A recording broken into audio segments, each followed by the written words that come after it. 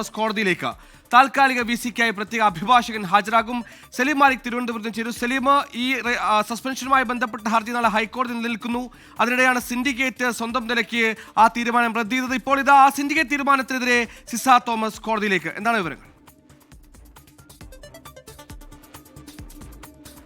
സുഹൈൽ, ഈ വിഷയത്തിൽ നേരത്തെ തന്നെ സിസ തോമസ് കോടതിയെ സമീപിച്ചിരുന്നു. ഒരു അഭിഭാഷകനെയും ചുമതലപ്പെടുത്തിയിരുന്നു. അതിന് പിന്നാലെയാണ് ഈ സിൻഡിക്കേറ്റിൽ നാടകീയ സംഭവങ്ങൾ ഉണ്ടാവുകയും സിൻഡിക്കേറ്റ് ചേർന്ന രജിസ്ട്രാറെ സസ്പെൻഡ് ചെയ്ത നടപടി റദ്ദാക്കുകയും ചെയ്തത്. ഈ തീരുമാനം കൂടി ഇപ്പോൾ കോടതിയിൽ ചോദ്യം ചെയ്യുകയാണ് സിസ തോമസ്. അതുമായി ബന്ധപ്പെട്ടുള്ള അഭിഭാഷകന് നിർദ്ദേശം കൊടുത്തു കഴിഞ്ഞു. നാളെ ഹൈക്കോടതിയിൽ ഇക്കാര്യം കൂടി ചോദ്യം ചെയ്തുകൊണ്ടാകും VC-യുടെ അഭിഭാഷകൻ നിലപാട് സ്വീകരിക്കുക. പക്ഷേ അതിനെ കോടതി ഇനി എങ്ങനെ കാണുന്നു എന്നുള്ളതാണ് ഈ കേസിലെ പുതിയ ഹർജിയുമായി പോവുകയാണോ അതോ നാളെ സത്യവാങ്മൂലം സെപ്പറേറ്റ് ആയി നൽകും എന്നുള്ളതാണോ മനസ്സിലാക്കേണ്ടത്?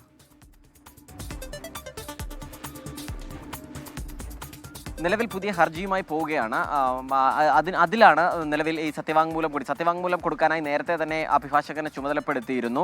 അതേ അഭിഭാഷകൻ തന്നെ പുതിയ ഹർജി കൂടി കോടതിയിൽ സമർപ്പിക്കും എന്നാണ് നമ്മൾ മനസ്സിലാക്കുന്നത്. നിലവിൽ എന്തായാലും അതുമായി ബന്ധപ്പെട്ട് ഈ കോടതി നടപടിയിൽ ഇനി കോടതി ഏത് പക്ഷത്തിനൊപ്പം നിൽക്കും എന്നുള്ളത് നിർണായകമാണ്. കാരണം രണ്ട് പക്ഷത്തിൻ്റെയും ന്യായങ്ങൾ കോടതിക്ക് കേൾക്കാൻ പാകത്തിനുള്ളതാണ്. കാരണം ഒന്ന്, ഈ വൈസ് ചാൻസലറാണ് നിലവിൽ ഈ സിൻഡിക്കേറ്റ് യോഗത്തിൻ്റെ അധ്യക്ഷൻ എന്ന് പറയുന്നത്. ആ വൈസ് ചാൻസലർ പിരിച്ചുവിട്ടാൽ ആ യോഗം എങ്ങനെ നിലനിൽക്കും, ആ തീരുമാനം എങ്ങനെ നിലനിൽക്കും എന്നുള്ള ചോദ്യമാണ് വൈസ് ചാൻസലർ ഉയർത്തുന്നത്. അത് കോടതി ആ ചോദ്യം ഏറ്റെടുത്ത് അതേപടി ഉയർത്തിയാൽ നിലവിലുള്ള തീരുമാനം, ഈ രജിസ്ട്രാറെ സസ്പെൻഡ് ചെയ്ത നടപടി റദ്ദാക്കിയ തീരുമാനം കോടതിയിൽ ചോദ്യം ചെയ്യപ്പെടാം. അതല്ല, നിയമപരമായി നിലനിൽക്കുന്നത് സിൻഡിക്കേറ്റിന്റെ തീരുമാനമാണ്. വൈസ് ചാൻസലർ ഏതെങ്കിലും ഘട്ടത്തിൽ യോഗത്തിൽ നിന്ന് പോയാലും മുതിർന്ന അംഗത്തെ വൈസ് ചാൻസലറിനെ അധ്യക്ഷയാക്കിക്കൊണ്ട് ഈ സിൻഡിക്കേറ്റ് യോഗം തുടരാം എന്നുള്ള നിലപാടാണ് സിൻഡിക്കേറ്റിലെ ഭൂരിപക്ഷം അംഗങ്ങൾക്കും ഉള്ളത്.